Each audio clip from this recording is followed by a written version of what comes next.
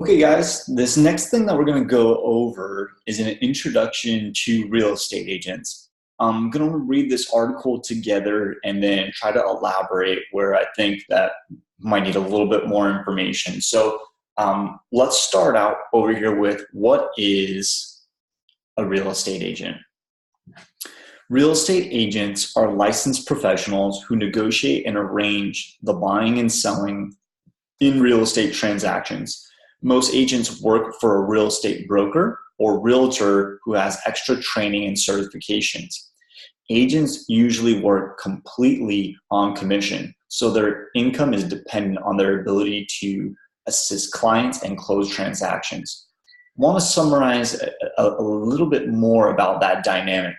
So every time a home is sold, there's really two real estate brokers most of the time representing both sides of the deal. So this represents the buyer, this represents the seller, and most of the times under that broker are a series of agents or an agent or multiple agents. It's all different.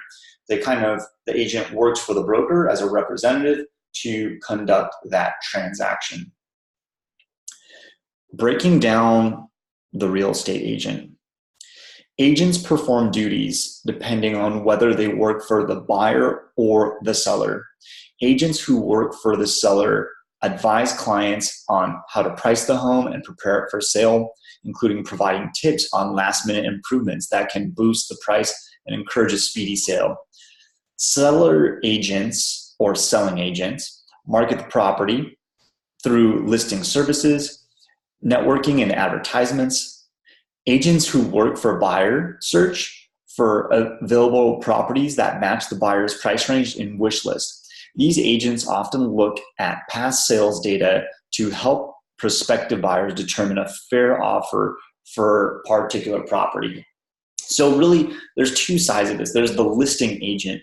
They do a lot of things too. They put the property for sale on the MLS, the multiple listing services, which puts it on all kinds of websites. They schedule professional photographers. They might be staging the house. They might be helping get cleaners or move things around a little bit.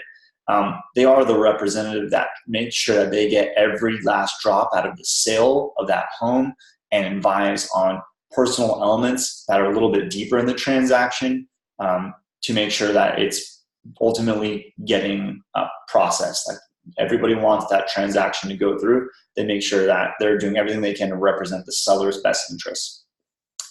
Then you have the buyer's agent. So what a buyer's agent is going to do is take someone who is generally pre-approved to purchase a home, show them all of the properties that are available within their range, try to show them homes that actually would be good fits for what they're looking for. When finding a buyer a home that person's actually interested in purchasing, they'll write a purchase agreement to try to submit it over to the seller and have them get accepted. So ultimately, they try to get the buyer into the house. Okay. Can a real estate agent represent both the buyer and the seller? It's important for consumers to understand whether a real estate agent represents the buyer, the seller, or both parties, because the agent's loyalty can greatly affect several details of the transaction, including the final price. State laws regulate whether an agent can represent both sides of the real estate transaction. Most states allow this.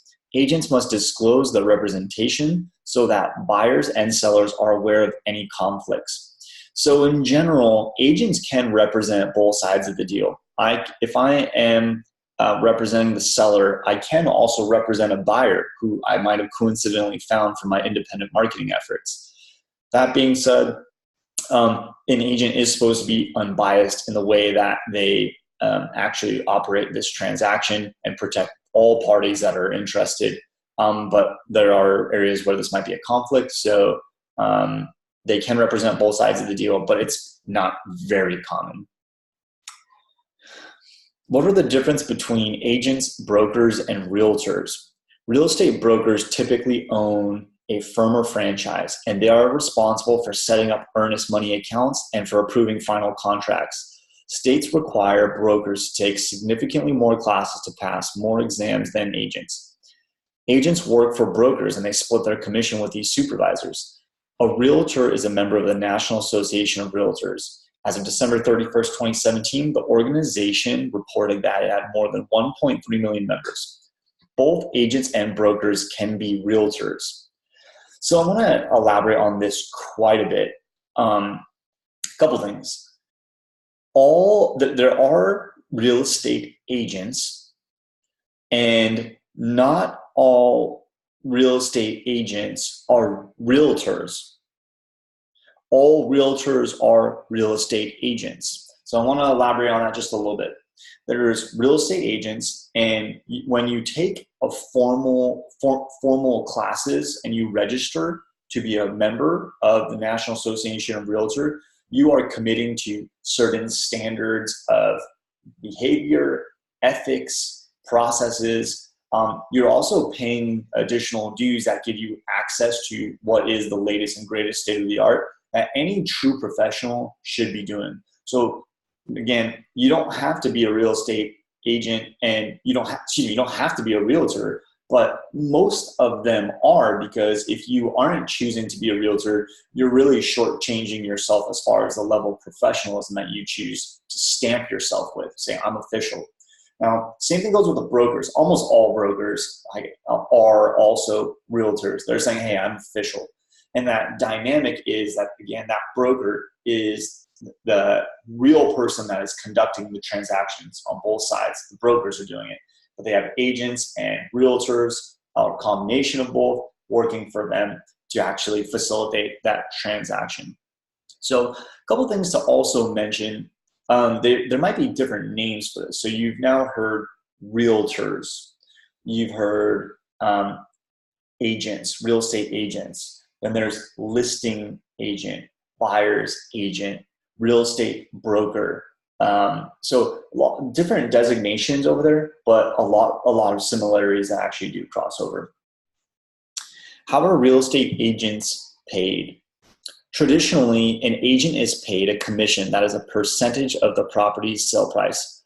The more the house sells for, the more money an agent makes. However, with online listings allowing consumers to do much of their own shopping on their own without the help of an agent, the traditional payment structure is changing. Some brokerages charge a lower commission for more expensive houses, and some handle the entire transaction for a flat fee. That's much less than regular commission. Other companies offer a fee for service pricing structure that lets sellers pay only for certain parts of the sale process, such as adding a property to the MLS. Generally speaking, what's most common though is still the old school way of having a percentage of the sales price be a portion of the transaction. Generally speaking, a real estate agent knows how to provide their own value. That's why they're getting paid what they do. When you do pay a little bit less for those discount services, you expect less service. That's just kind of natural. You don't get them both. So an agent is, generally speaking, going to get a percentage of the transaction. They're going to be very, very vested and work very, very hard in getting you the results that you need. That's why they're getting the money that they do. One other thing to mention over here, as this is like the last section, is a big takeaway is that for the most part, most agents are self-employed. They don't know when their next commission is coming in. They don't know the next time that they're going to get paid. And not knowing that when you're going to get that next paycheck, which could be months, maybe years if you're only going after huge listings, that you don't know when the next time you're going to get paid. Every little detail is now important for that real estate agent. But the misspelling of a word, the picture placement, all of these little things for an agent is really important, because they will believe that that is going to be a big factor in how they go to market this property. So just know that later down the line, you're going to be interacting with people who are going to have all kinds of asks, knowing that they are going to believe that that's the difference maker for them getting their next deal. Those details matter, and it's going to matter in our work, as you're going to see later down the line. Okay? So that is everything you need to know about real estate agents to start out with. Thanks, guys.